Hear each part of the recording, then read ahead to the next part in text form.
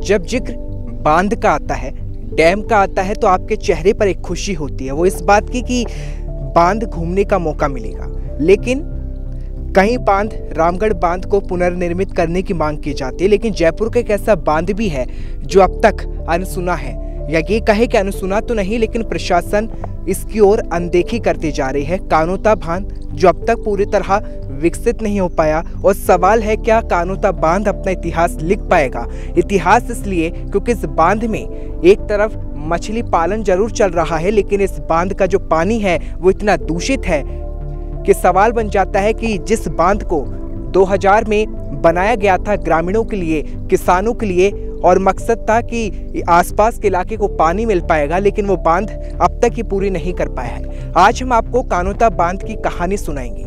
ये कहानी जो बताएगी कि आखिर कानोता बांध क्यों इतना विकसित नहीं हो पाया, क्यों सरकार इस ओर ध्यान नहीं दे रही, क्यों इसको अनदेखा किया गया। और इसीलिए आज इसमें हम सवाल ये पूछ रहे हैं सरकार से, क्या कानोता बांध अपना इतिहास लिख पाएगा? क्या कानोता बांध पर्यटकों के बीच एक आकर्षण का केंद्र बन पाएगा? क्या जो मछली पालन यहाँ हो रहा है, क्या उन मछलियों को इस मछली पालन और आगे बढ़ पाएगा? क्योंकि कानोता बांध के सबसे बड़ी समस्या यहाँ का दूषित पानी है, और इसी दूषित पानी के चलते मछलियाँ लगातार मर जाती है। जैसे रिपोर्टिंग आज हम आपको इसमें दिखाने वाले हैं। आज हम आपको इसमें पूरी कहानी कानोता बांध की सुनाएंगे और बताएंगे कि किस तरह से कानोता बांध में मछली पालन किया जा रहा है। ये रिपोर्ट देखिए। कानोता बांध जयपुर से महज 10 किलोमीटर की दूरी। साल 2000 में बसा ये बांध इलाके के लोगों के लिए एक खुशी थी कि पानी मिल जाएगा। एक तरफ लोग बीसलपुर बांध के भरने और ओवरफ्लो होने की खुशी मनाते हैं, रामगढ़ बांध को पुनर्जीवित करने की मांग उठती है, लेकिन जयपुर का एक ऐसा बांध है जिसे प्रशासन ने कभी इतिहास बनने ही नहीं दिया, जहां आपका प्राकृतिक दृश्य के साथ कई विशेष पक्षी तो मिल जाएंगे, जहां फोटोग्राफी जैसे वाइल्ड लाइफ के लिए कानोता बांध बेहद उत्तम जगहों में से एक है। लेकिन इस बांध की सूरत नहीं बदल पाई, जिसकी वजह है प्रशासन की अनदेखी, क्योंकि इस बांध को प्रशासन की अनदेखी का शिकार होना पड़ा और आज वर्तमान में गंदे पानी का स्टोर बन गया है। कानोता बांध जो भविष्य में न केवल टूरिज्म प्लेस बन सकता है बल्कि रोजगार का जरिया भी बन सकता है, लेकिन आलम यह है कि यहाँ तो जयपुर शहर से आने वाले गंदे पानी को छोड़े जाने लगा और यहाँ के पानी ने गंदा रूप ले लिया। हालांकि जहाँ ना बेहतर मछली पालन हो पा रहा है और ना ही अब कोई आकर्षण बच पाया है। वजह है दूषित पानी, जिस पानी में मछलियां मर रही है, गंदगी पड़ी है, और अगर बांध के पास कोई खड़ा हो जाए तो बदबू के चलते रुक नहीं सकता। एक वक्त ऐसा भी था जब बांध बनने के बाद पानी की आवक होने से जल स्तर बढ़ा और क्षेत्र में खुशहाली आई, लेकिन बांध में गंदे पानी को छोड़े जाने से यहाँ ना मछलियां जी पाती है और ना ही मछली पालन ठीक तरीके से हो पा रहा है। कानोता डैम पे मैं मौजूद हूँ और इस वक्त हम ये देखने यहाँ पहुँचे हैं कि किस तरह से मछली पालन होता है। आपको एक तस्वीर में दिखाना चाहूँगा किस तरह से मछलियों को डैम से लाया जाता है, उनको यहाँ इकट्ठा किया जाता है और इसी तरह से जो मछली पालन है वो किया जाता है। उसके बाद आप देखिए मेरे ठीक पीछे का अगर मैं आपको नज़ारा दिखाऊँ, वह हम आपको दिखाने की कोशिश कर रहे हैं कि किस तरह से एक कानोता डैम, जयपुर का वो डैम जिसकी अपनी एक अलग पहचान है, अपनी एक अलग विरासत भी है, उसको किस तरह से यहाँ पे लाया जाता है। मछलियों को डैम से निकालने के बाद इस तरह से उनको पैक किया जाता है, पूरी तरह बर्फ़ से जो है वो रखा जाता है और फिर यहाँ से इनकी जयपुर से बाहर सप्लाई होती है। इस तरह की जो पूरी व्यवस्था है वो की जाती है। इस तरह से पूरा जो मछली पालन है जयपुर के इस डैम में चलता है, इस तरह से व्यवस्था चलती है। लेकिन सवाल तो कई है कि आखिर डैम की सूरत कब बदलेगी, लेकिन एक जो यहाँ से जो व्यवसाय है वो इस तरह से निकलता है जिसकी तस्वीरें हम आपको दिखा रहे हैं। इस तरह से तमाम जो मछलियाँ हैं उनको रखा जाता है और यहाँ से अब ये जयपुर से अलग अलग जगहों पर जाएंगी जहाँ इनको लेकर जाया जाएगा, पार्सल कर दिया जाएगा। इस तरह से आप देख सकते हैं ये जो मजदूर है ये सब कर रहे हैं, इनसे भी हम बात करने की कोशिश करेंगे किस तरह से ये चलता है और क्या कुछ व्यवस्थाएं रहती है। सर थोड़ा आप बताना चाहेंगे किस तरह से पूरा ये होता है, किस तरह से यहाँ से अब जाती हैं, क्या प्रोसेस रहते हैं? सर ये अभी कूलिंग कर रहे हैं, बर्फ़ डाल के ठंडी होने के बाद में फिर गाड़ी आएगी, उसमें लोडिंग कर देंगे। ये बताइए सर किस तरह से चलता है, सुबह से शाम तक इसी तरह से? सुबह से शाम तक माल आता रहता है, वजन होता रहता है। यानी कि आप देख सकते हैं कानोता डैम में हम मौजूद हैं। किस तरह से यहाँ मछली पालन किया जाता है उसकी हम तस्वीरें आपको दिखा रहे हैं। एक तरफ सवाल यह है कि इस डैम में जहाँ एक तरफ मछली पालन जो है वो चल रहा है, लेकिन सवाल है कि आखिर इस डैम की सूरत कब बदलेगी, जो गंदा पानी है वो कब बदलेगा, ताकि इन मछलियों को बचाया जा सके, जो ये पालन चल रहा है उसको निरंतर रखा जा सके। ये सबसे बड़ा सवाल इस वक्त हो जाता है, क्योंकि डैम की अगर तस्वीर की बात आती है तो जो गंदगी है, जो दूषित पानी है, उसके चलते मछलियां मर जाती है और इसी की तस्वीर हम यहाँ देख भी रहे हैं। और इसलिए बेहद ज़रूरी है कि अगर इसको सुचारू रखना है तो इस डैम की सूरत और इस पानी की सूरत को बदलना जरूरी है। और इसीलिए हम सरकार से पूछ रहे हैं कि आखिर कब इसकी सूरत बदलती नजर आएगी।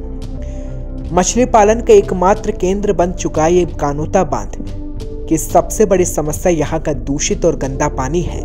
अगर सरकार इस समस्या का समाधान खोज ले तो शायद इस मछली पालन में भी बढ़ोतरी हो सकती है। इस वक्त हम कानोता डैम में मौजूद हैं और कानोता डैम जितना बड़ा एक इतिहास है उतने ही बड़े यहाँ मछली पालन की एक अपनी अलग कहानी भी है। और इस वक्त वही जानने हम पहुँचे हैं कि किस तरह से कानोता डैम पे मछली पालन किया जाता है, किस तरह से पूरा काम होता है। हमारे साथ यहाँ इंचार्ज साहब मौजूद हैं, उनसे हम बात करेंगे। सर, सबसे पहले आपका नाम जानना चाहूँगा। पांचूराम गुजर। सर, कानोता डैम की अपनी कहानी है। पर्यटन की दृष्टि से देखें तो लोग यहाँ घूमने आते हैं, लेकिन एक अलग कहानी मछली पालन की भी है। किस तरह से शुरू हुई, कब से ये चल रहा है और किस तरह से किया जाता है? सर, ये राजस्थान गवर्नमेंट इसका टेंडर देते हैं हमें, और ये हम जून में हमने टेंडर लिया है। उससे पहले भी हमने 2 साल एक बार रखा है, 5 साल एक बार रखा है। 2003 से लगभग से कंटिन्यू चल रहा है हमारे पास। और बीच में एक दूसरी पार्टी आ गई थी, उनके पास है। अभी इसमें गंदा पानी ज़्यादा है, इस चक्कर से मछलियाँ, अमोनिया गैस बनती है गंदे पानी के चक्कर से, मछलियाँ ख़त्म हो रही है। जो आपके सामने ये देखिए, इधर मछलियाँ मरी हुई दिखाई देंगी आपको। तो पहले इसमें कुछ वाटर प्यूरीफायर के कोई ट्रीटमेंट प्लांट थे पीछे, वो टूट गए और बंद हो गए। तो गवर्नमेंट इनके ऊपर ध्यान ही नहीं दे रही, क्या करना है क्या नहीं करना। सर, किस किस तरह की प्रजातियों की मछली यहाँ अमूमन? इसमें समल, रहू, कतला, कॉमन कार्प, ग्रास कार्प, इतने प्रकार की मछलियाँ हैं। और तिलपिया एक अलग ही मछली है, वो भी है। सर, यहाँ से जब मछलियाँ लेकर आई जाती है फिर पूरी क्या प्रक्रिया रहती है? ये सर, इसकी फिर ये मछुआरे बाहर लाते हैं मछली पकड़ के, फिर इसको हम बर्फ़ के अंदर पैकिंग करके मंडी में बेच देते हैं। जयपुर, दिल्ली, या फिर हमारा ज़्यादातर गुजरात जाता है माल, या बॉम्बे चला जाता है। फिर आगे का पता नहीं कहाँ जाता है, कहाँ नहीं जाता। कितने साल से सर आप यहाँ पे मौजूद हैं? और जो कहानियाँ बता रहे हैं कि बहुत सी मछलियाँ मर जाती है, क्या रीज़न मानते हैं? इसका सर, हमने कई लेबोरेटरीज में पानी चेक करवाया है। पानी के अंदर अमोनिया गैस बनती है, उससे पता नहीं जहर बनता बताया। तो इस चक्कर से मछलियाँ ऑक्सीजन की कमी से मर जाती है। ऑक्सीजन कम मिलता बताया इनको, ये अमोनिया बनने के चक्कर से। आप अपनी तरफ से सर क्या कहना चाहेंगे व्यक्तिगत तौर पर, जिस तरह से यहाँ सब चल रहा है, क्या सुधार होनी चाहिए यहाँ को लेकर? गवर्नमेंट को ये जल महल से जो पानी, गंदा पानी बाईपास कर दिया, इसके बीच में कुछ चेक डैम बनाया जाए और इसका वाटर प्यूरीफायर का कोई छोटा मोटा भी लगा दे प्लांट, या पानी रुक के आए तो इसमें थोड़ा साफ पानी आए तो ये मछली भी बची रहे और यहाँ जो बदबू आती है ये भी ख़त्म हो जाए। मेरा आखिरी सवाल ये है सर, कानोता डैम का जब नाम होता है तो लोग पहुँचते हैं कि हम डैम देखेंगे, तो आपको क्या लगता है कि कितना सुधार होने की ज़रूरत है यहाँ के लिए भी और इस मछली पालन जो आप लोग कर रहे हैं इसके लिए? पहला तो सर, ये इसका वाटर प्यूरीफायर का ट्रीटमेंट यही हो कि ये पानी साफ़ रहे कैसे भी, और इसकी नहर खुलनी चाहिए जिससे कि गंदा पानी आए, निकल जाए खेतों के लिए, किसानों के लिए भी फ़ायदा हो जाए। और जब तक इसकी नहर नहीं खुलेगी तब तक ये अमोनिया गैस बनती रहेगी। ये शानदार नज़ारा, ये पक्षी और ये प्रकृति का शानदार तोहफा क्या अपना इतिहास लिख पाएगा? क्या कानोता बांध फिर वो इज्जत व सम्मान मिल पाएगा जो अब महज नाम में ही समा चुकी है? क्योंकि जहां पर्यटक आते तो हैं, लेकिन इसका अधूरा दीदार कर लौट जाते हैं, क्योंकि क्षेत्र के लोगों के लिए बांध किसी उपहार से कम नहीं। मानसून में जब इंद्रदेव मेहरबान होते हैं तो जल स्तर बढ़ता तो है, लेकिन पानी भी इसे ओवरफ्लो होने तक नहीं ले जा सका। और सोचिए अगर ये बांध पूरी तरह भर जाए तो भविष्य में पानी की कमी की सबसे बड़ी समस्या हल हो सकती है।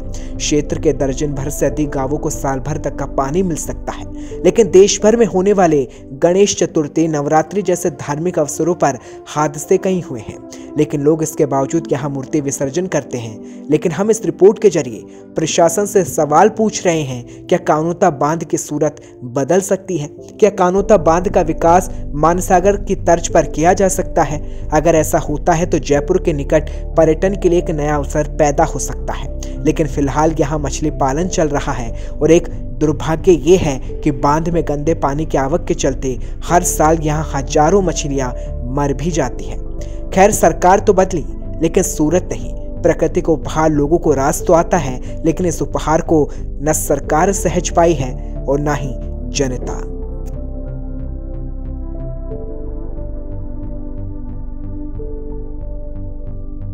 सवाल बन जाता है कि प्रकृति से खिलवाड़ आखिर कब तक होता रहेगा, और सवाल बन जाता है कि कुदरत के इस तोहफे पर राजस्थान सरकार का ध्यान कब जाएगा। क्योंकि तस्वीर आज हम आपको दिखाते हैं, मेरे सहयोगी विनोद आपको तस्वीर दिखा रहे हैं। कानोता बांध की ये तस्वीरें हैं जिससे अब पूरी तरह से इस बांध ने दूषित पानी का दृश्य पूरा ले लिया है। और सवाल बन जाता है कि इस प्राकृतिक सौंदर्य को आखिर प्रशासन अनदेखी कब तक करता रहेगा। इस रिपोर्ट पे हमारा सवाल ये भी है, क्या राजस्थान सरकार कानोता बांध की सूरत बदल पाएगी? क्योंकि पीछे आप जो नज़ारा, प्राकृतिक नज़ारा देख रहे हैं, ये वो मनमोहक नज़ारा है जो हर किसी प्रकृति प्रेमी को बेहद भाएगा। लेकिन सवाल बन जाता है, क्या कानोता बांध अपना इतिहास लिख पाएगा? क्या कानोता बांध की तस्वीर बदल पाएगी, जो जिक्र आज हम इस रिपोर्ट में कर रहे हैं? आपका अपना क्या सोचना है, और आखिर क्या कानोता बांध का डेवलपमेंट नहीं होना चाहिए? आप अपनी राय हमें जरूर दें और देखते रहें सन स्टार टीवी।